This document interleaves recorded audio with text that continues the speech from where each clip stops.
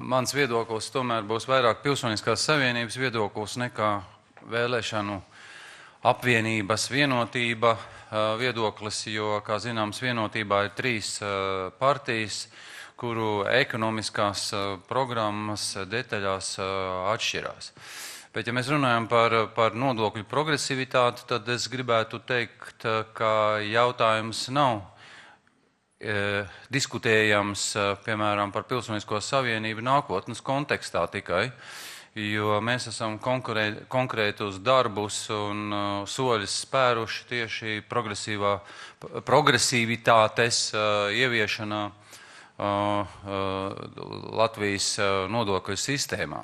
Pieņemsim, arī bagātajiem ir jāmaksā nodokļi. Tas ir Pilsoniskās savienības viens no programmas tādiem lozungiem bijis. Jā, tātad tas liecina par to, ka mēs, neskatoties to, ka esam labēja partija, nepiekrītam tā ir pieeja, kur līdz šim ir bijusi. Lūk, un tad vai nodokļi ir taisnīgi vai netaisnīgi? Latvijā, protams, nodokļi kopumā jāvērtē kā netaisnīgi, un tikai 2010. gadā mēs varētu uzskatīt, ka ir izdevies šo netaisnību samazināt, uzliekot kapitāla nodokli vai arī tā teikt no... Solidārais moments te tomēr tiek principā ignorēts. Ja?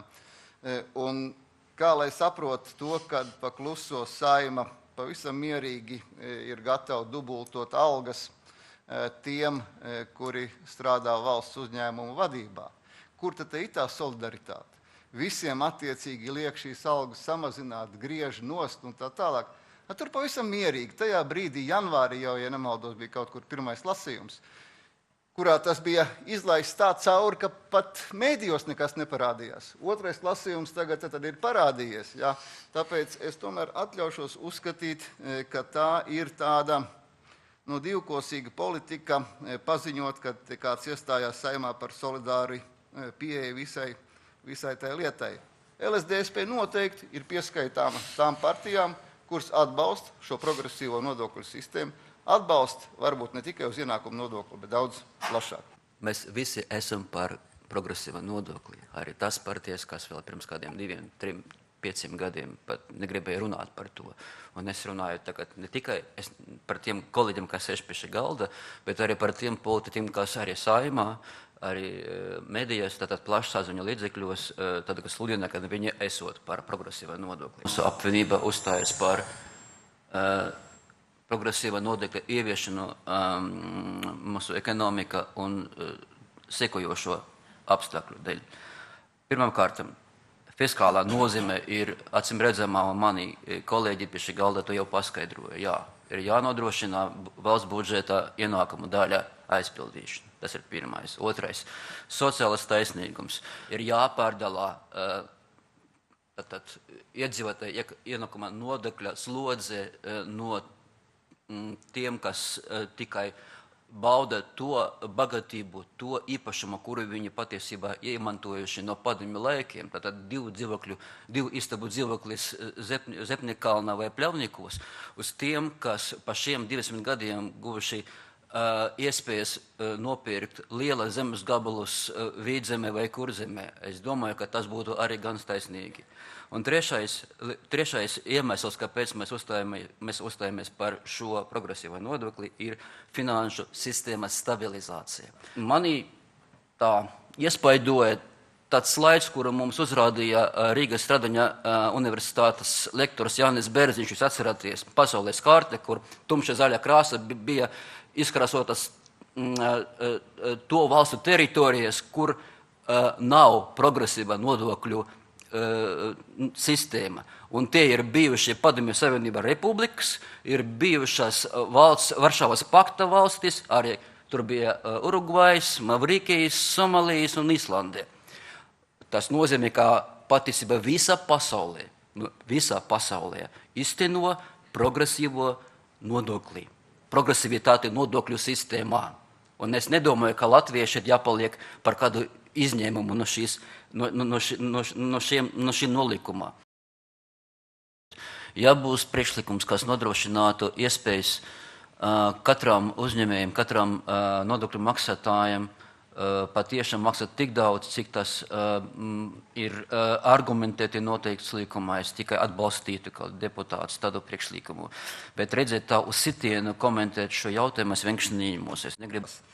Sākotnēji nulles deklarācija, jā, un tā būs arī mūsu partijas programmā. Mēs iestājāmies par viņu, bet mēs apzināmies vēl vienu lietu, ja, ka pietiekami liels cilvēku loks, ja, kuri bijuši, kā saka, biznesā, politikā, viņi bijuši spiest deklarēties.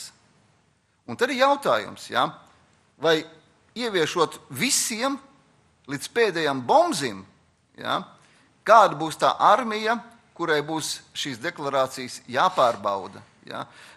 Ir mazliet diskutējams tas jautājums, bet mēs noteikti iestāsimies par nulles šo sākotnējo deklarāciju. Nu jā, par nulles deklarāciju. Man godīgi sakot, jāsaka, teiksim tā, īsti nav saprotams, kāpēc tas nav realizēts, kur ir bijusi tā problēma. Jā.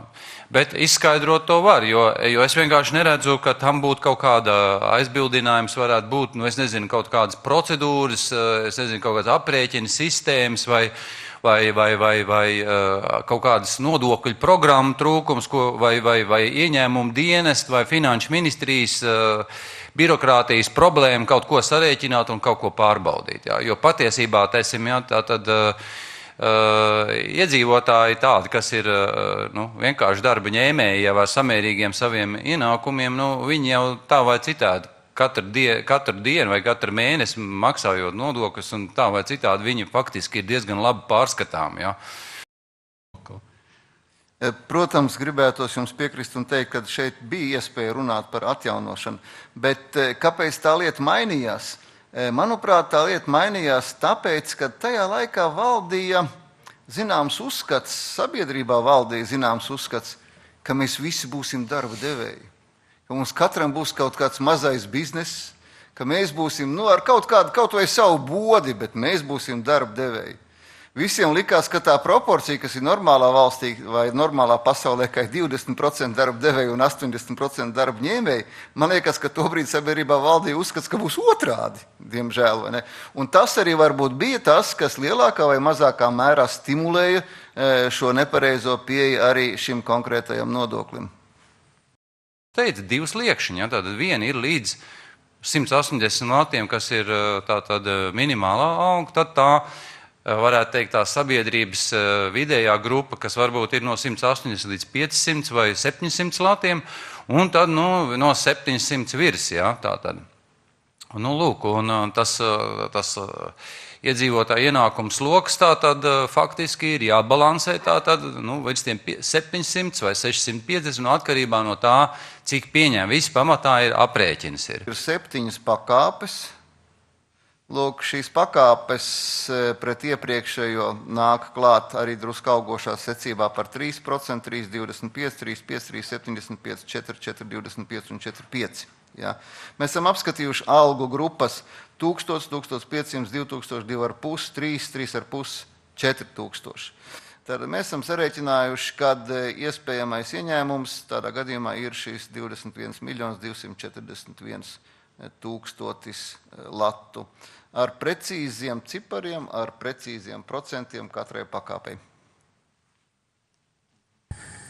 Es savukārt nevaru nosaukt precīzi to skaitli, kurus gribētu manis varbūt dzirdēt, turpinājumā tam, ko teica kolēģis Linevičs. Es gribu teikt tā, ka tas ir aprēķina jautājums. Es neesmu gatavs jums to sniegt uzreiz šobrīd. Nosaucu intervalu no 5 līdz 50%.